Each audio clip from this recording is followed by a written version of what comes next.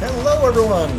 Welcome to Horror 101 with Dr. AC. My name is Aaron Christensen, and this is Scare-A-Thon 2023, benefiting the Women's Reproductive Rights Assistance Project.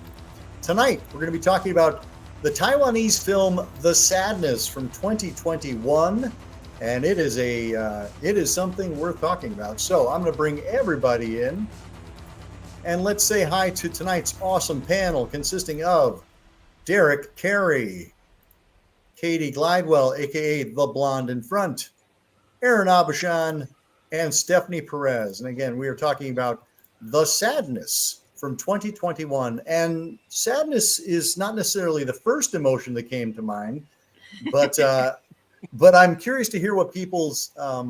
Derrick, you were one of those who kind of were enthusiastic about it, and we were chatting about it backstage. But what was it that drew you to this film that you wanted to come on and chat? One, and this may sound weird for the rest of the panelists or just anybody that's tuning in. Growing up, I was kind of what would be considered an edgelord or a ghoul. So I watched a lot of ghoul films growing up, like Faces of Death and stuff of that nature. So I always tended to kind of like lean towards the darker edges of the genre itself. But this film in particular, probably I would say about 10 years ago or so, there was a comic series that came out by one of my favorite comic book writers, Garth Ennis, who most people would know as the writer of such things as The Boys, The Preacher, and also a lot of like Punisher, like pivotal Punisher comic books. But in relation to this movie, he wrote a comic series called Crossed. And it was one of those where during that time, The Walking Dead was becoming a big thing. And he decided to do his take on The Walking Dead, but in true Garth Ennis style, made it as depraved as humanly possible. And when this movie came out, never had I like even remotely fathomed that anybody would attempt to crack at like an adaptation of The Crossed, because The Crossed is a depraved zombie apocalypse film where the zombies become sexual deviants and want to just absolutely destroy with sadism anybody that comes in their path. So it's like the Walking Dead mixed with like a sexual snuff film, and it was the weirdest, most disgusting thing ever. And then the Sadness comes out, and I had heard rumblings that it may have been kind of loosely crossed, and then I watched it. It was absolutely confirmed. This movie is so much like in the spirit, in the vein of that Garth Ennis comic book, that I was just like floored that anyone even would remotely consider using that as like an inspiration for a film. And even having pushed that aside, this movie in particular, in the glut of zombie movies that just have proliferated everything in the genre, this brings forward for me, and I don't want to speak for anyone else, probably the darkest version of just about any zombie apocalypse film you possibly could ever bring about. And to me, it feels, especially because it's a pandemic film, so much more resonant than a lot of other zombie films. So I'm of one of the camp that this seems to be one of those movies you either really like or you hate its guts. And I'm in the camp of the prior. So Let me bounce over to Cati. The Sadness was my favorite horror film of 2021. I actually got to see this on the big screen for the first time at Telluride Horror Show and was blown away. I mean, going into it, I had heard rumblings that people actually walked out when it played at Fantastic Fest because of the violence towards women. And after watching it, I would say it was an equal opportunity, violent smorgasbord toward everyone. The only thing that I don't think got completely obliterized or made into pulp, I saw no animals that I can recall in this film at all. But I mean, man, woman, child, I mean, everybody got the worst end of everything in this movie. I thought the editing was amazing. I thought the music is fantastic. You know, I showed this to AC before, but I was considering getting a tattoo of this quote, and I'm not. I mean, my parents kind of and my grandma kind of her eyeball fluid is drying on my dick right now. How about that? I was going to do it like across here, but I think I'm going to pass on that. I'm not sure. You can do a temporary tattoo. Maybe temporary. Maybe on the back, or, you know, the small of my back. I don't know. I'm still working on it. But it's lines like that you do not see in films anymore. I mean, anymore. And I mean, anymore or ever. Back in the 30s. Yeah. You know, back for that darn Hays Code started ruining everything. Back in the 70s when the movies were really great. No, but I mean, the practical effects, the music, the editing, which the editing and writing and direction is all by Rob Jabbaz. Yeah, who I thought was fantastic. And I love that it's, you know, this like almost like Jim and Pam from The Office, like cute little couple that has to endure this journey, and then just what the ending is too. I mean, I just think it's a fantastic film. It's a effed up movie by many, but I mean, I just think it's just so well done. And the guy who plays a virologist, like, God love a good monologue, and man, did he do this like Shakespeare version of what he had to say, but and all that stuff. If you see the film, you know. But I mean, I just watched it before we went on again, and it's like I completely forgot about that virologist. Like, he really got into it. But yeah, I could go on and on about this movie. I just think it's very, very well done. I'm going to shift down to Stephany really quick. Stephany had not seen this film prior to. And I said, hey, you want to come on the panel? She said, now, in fairness, you did choose this title. So I'm curious what made you choose the title? Did you see a trailer or something? What was it that led you on that? I read a short description, and just the title itself, I was like, oh, this is going to go deep into just like human emotions and existentialism. And I agree with Katie. Yes. It was well done. I was impressed by that, but it was not my favorite movie. It was disgusting. It wasn't hard to watch. So the very first moment with the old woman in the breakfast area, the moment that she like spilled that hot water and started to scratch the guy's face off, I was like, oh, it's that kind of movie. And after that, the shot kept going lower and lower, because I was like, yep, oh yeah, okay, I see. I'd just like to comment on that scene real quick. Chekhov's deep fryer was a first for me. That was the first time Yeah. How often do you see the deep fryer? You're like, that'll probably come into play later. Yeah. Outside of a trauma movie, that is. Yeah. Did you have anything else, Stephany, before we bounce to Aaron? I know. Okay. Aaron, because you had not seen this movie either. This is fresh for you too, right? I had not. And, you know, I'm somebody who, you know, professionally for my job, I'm a professor, and I'm a film professor, and disgust has become an area of research, a place that I've really gotten interested. But I just kind of kept putting this off. So Derek mentions Crossed by Garth Ennis, and like you, he's a favorite writer of mine, and I couldn't wait for this series. When I read it was coming out a few years ago.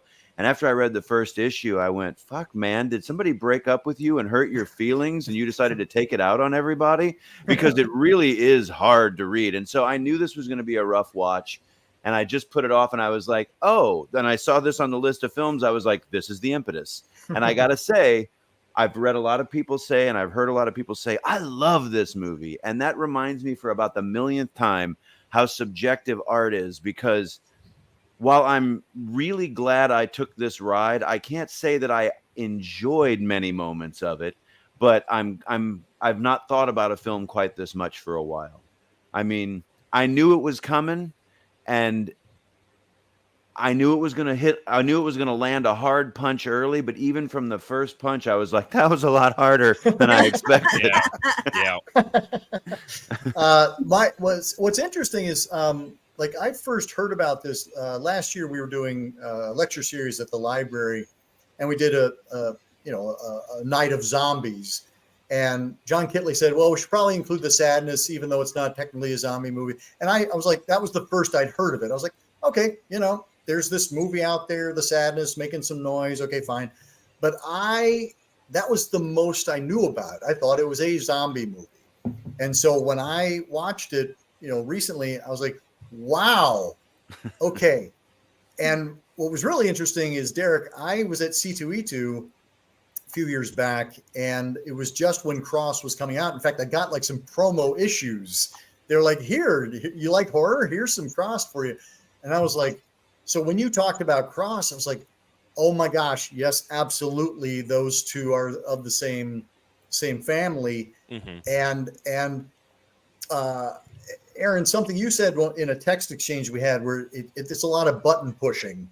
Mm-hmm. And I think that's kind of what I like about it. I like how unafraid it is to push a button that feels taboo, that feels like you oughtn't even think about that, much less show it on screen. And there's a gleefulness, there's an energy and an enthusiasm that helps me not take it so seriously. It doesn't feel like an August Underground where I'm just wallowing in depravity. It's like a kid who's like, and then this happened, and then this happened, and trying to shock, trying to surprise. And for me, I'm kind of like, the juvenilia of that is what kind of saves it from being this exercise in torture and degradation. It's kind of like it's watching somebody just gleefully go, I'm going to go there, that place you say I can't go. And I'm going to do it really proficiently. I think it's a really well-made movie. I think it's hard to kind of deny its craft. And so, that's kind of where I landed on it. But one of the things I wanted to ask was, we kind of have we have those scenes that keep kind of escalating, like you were saying, Stephany. And is there a line at which we become inured to the violence and it just becomes kind of rote? We go, okay, it's like you said, Stephany, it's that kind of movie. So was it able to still kind of work that, quote, magic on you by escalating things and showing you things you hadn't seen before? I think, there were some points where I didn't think they could go any further. Like you said, things that I was like, there's no way they're going to put that on the screen. And then they did. I think usually, though, in other scary movies where there's gore, you kind of, maybe because there's less moments, you feel it a little bit harder. Mm-hmm. But in this case, I wouldn't, I didn't feel it. I was just shocked. Mm-hmm. Yeah. There's the gore is actually kind of hilarious. Yeah. In its over the topness. Like the people get stabbed and they just like spray like they're, Glad bags full of blood. I had to Google how much blood does the human body have, because I was like, there's no way this train is covered in all this blood. Like it was wild. You made a reference, Katie, earlier to, the scene. I think there is the scene where you're like, you're not really going to put that there, are you? And they do. Oh yeah, they do. But I wrote down, I'm like, I fucking ? Like, I don't think I've seen that before. So again, I love it when you can surprise me, and it doesn't, and I'm fine with how you do that most of the time. Were you surprised by that? Because honestly, I wasn't. I saw that coming. So to speak. No pun intended. A mile away. Yeah, oh wow, I really did a couple puns in there. Yeah, I saw that. Yeah. I saw that coming. Yeah, no, because I remember in the theater, like writing down, I bet he's going to copulate ocularly with the woman. And then it's like, and then it happened. The only thing is like the tension of how he just walked so slowly to her. And then she was in the wheelchair and just, I mean, one of the things about that character though really, really bugged me because yes, she had an injury on her face that didn't explain to me why she couldn't run and how, another character was practically dragging her along. I understand their shock. I understand, you don't, but girl, you got to run. I was right there with you. Yeah. And I was like, cat girl, you need to let her go. Like, save yourself.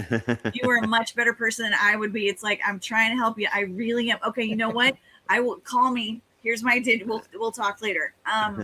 And that really, but I mean, I know we haven't gotten to this yet. But I love the social commentary about the film, especially the time that it came out. And I know people have brought up the comic. That is there social commentary like that in the comic? It's very, very light. It is not. And this is the same thing with this movie because my good friend Mark Krawczyk, who runs a podcast called The Spoiler Room, had Robert Jabbaz on his podcast. And just like the comic, he flat out says, you know what?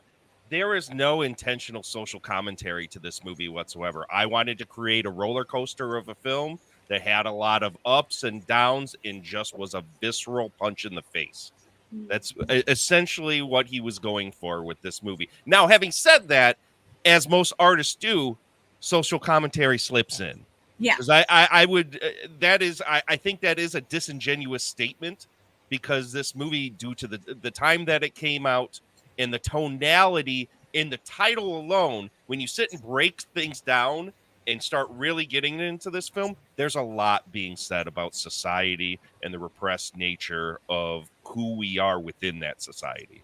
Well, and I mean, the medical industry, politics, everything that was going on with COVID and how that relate. I mean, I know there's timing, I remember when we built a zoo and then that guy shot all his animals in the zoo that he owned and all that stuff. I mean, I'm not comparing it to that. Maybe I am, but just the fact that this movie came out a year after COVID and just the relevancy of how there's so many topics of it that had so much in common that I was like, all right, maybe that's just fate. That just happened. Because I mean, I don't see how any of that could have been filmed while this was going on, but maybe it did. I don't know.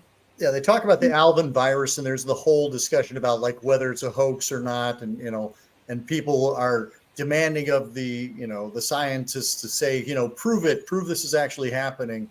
So yeah, I agree. It's hard to believe that wasn't at least in the back of his head while things were being made.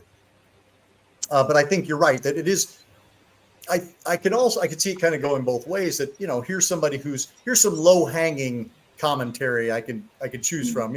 Of course the pandemic, of course the medical industry, of course government, etc. It's like you don't have to like really dig very far to get that commentary in.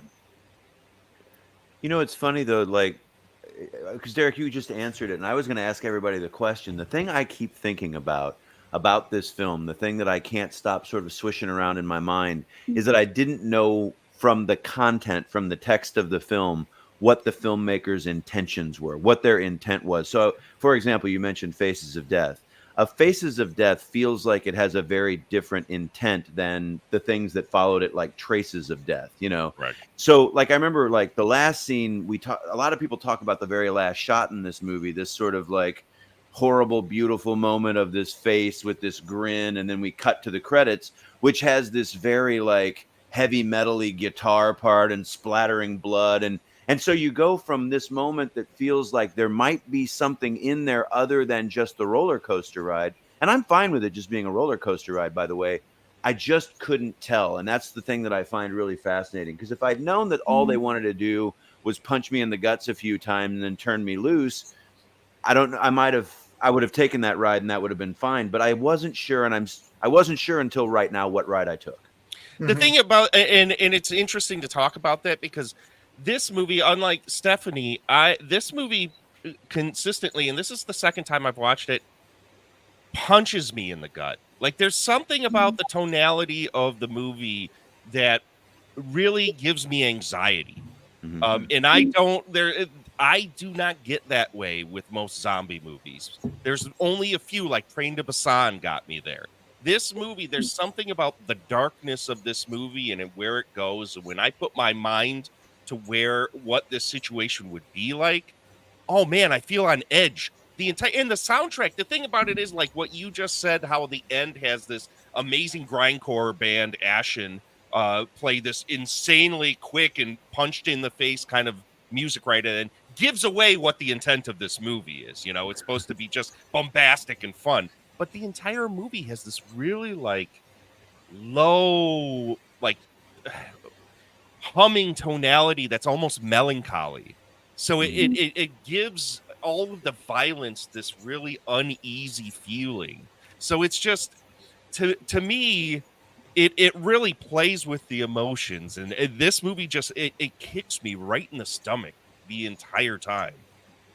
If I can throw out something really quick, because I think something that it's the title has a kind of solemnity to it. Mm-hmm. It has a kind of seriousness to it, and there's something about that I feel like gave it more gravity.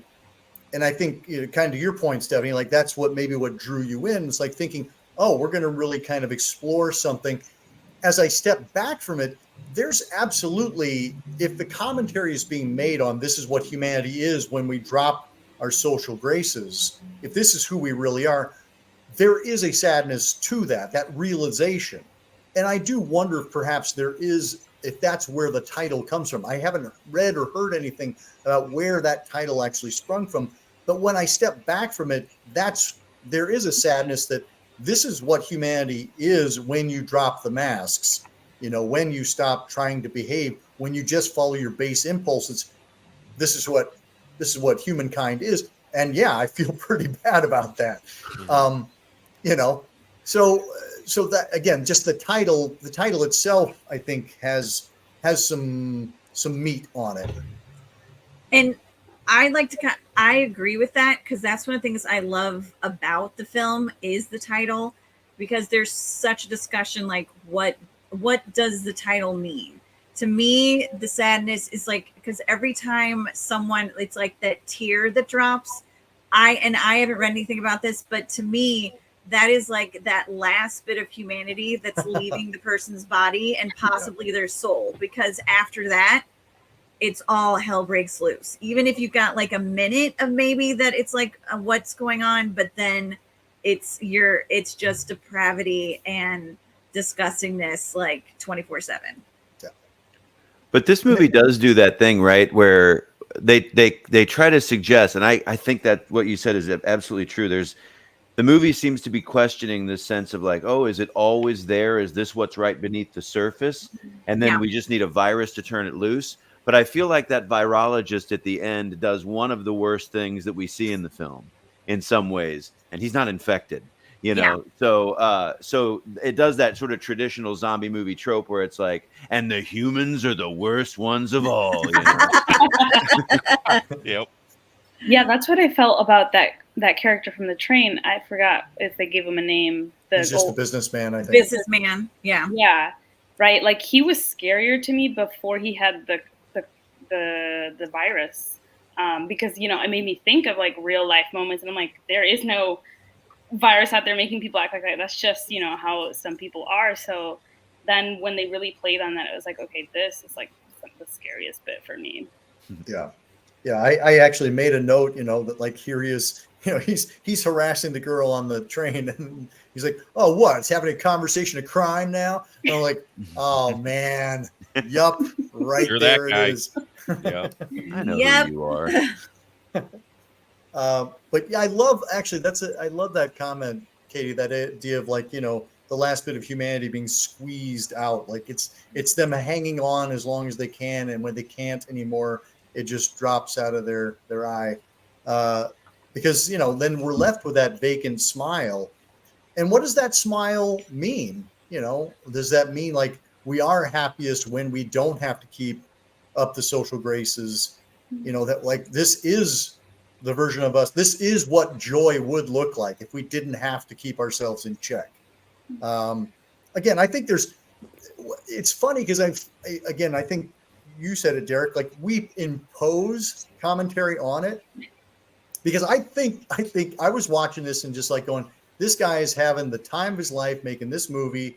It's this Evil Dead, Evil Dead quality of bloodletting, like people just drowning. There's people vomiting into, like leg wounds. I'm like, this is amazing. Like, it's like just somebody sat down and like went, what are the craziest things I can throw on screen? And then we take a step back and we go, is that all there is? And I mean, isn't that the human condition, that we create narratives for ourselves? We create those meanings. And I think it's wonderful, that, Rob Jabbaz is like sitting there going, I had fun. Hope you did too. Yeah. Well, and I mean, one of the other lines that I think really says a lot too, that the businessman says, is when, I'm sorry, I don't know if there's a spoiler. I'm not supposed to be getting certain scenes. I can throw spoiler up. If you're gonna get, I don't know how. I mean, we already talked about like the moment. So when Kat is confronting him with the final showdown, and he's on his back, and he says like, "See, you're just like me, violent and depraved." But it's like it's because of the actions that he inflicted on her that's what she became. But it's not like she became that 24/7. Right. But I mean, the businessman had the best lines in this film. I mean, they're keepers, man. Well, he's the perfect embodiment of the idea of this movie, is that latent darkness that's hiding just beneath the surface. Now, like Stephany said, it was fairly obvious what kind of person he was. He kind of had it right there. But then once, he could be free, he no longer had to hide and no longer had. And that's where, from what I've read about this movie and what the things that I've heard the director say, is that's kind of some of what the meaning of the film is that ultimate freedom from societal confines. And the sadness is, once humanity has left, that now the goodness of the person is locked in where the badness was locked in before. And the sadness is that goodness, that's trapped inside of these people. And that's like the smile is the gleenness of freedom, of ultimate freedom. So that character is the centerpiece of this movie. And you're 100% right. That's why on the poster, he's prominently displayed. He is just one of the most evil and wonderful bad guys in any of these kind of ghoul films I've ever seen. Agreed. I think that's a great place to wrap things up. I agree with you, Aaron. Like it's a film that is not going to be for everybody, and but I think it won Best Picture and Best Director at Fantastic Fest this past year. So I think genre fans, it's worth giving it a look and seeing what you think of it, because I would argue that it's unlike things you've seen before, or at least goes further than things you've seen before. And whether that jazzes you or not, it's probably an experience worth having. Thank you all so much for being on the show tonight. Again, this is Scare-A-Thon 2023, benefiting the Women's Reproductive Rights Assistance Project. The link to donate is below in the description, so please make a donation. This is a very important issue to both myself and my guests. And when I'm going to have everybody back on again later in October, I promise.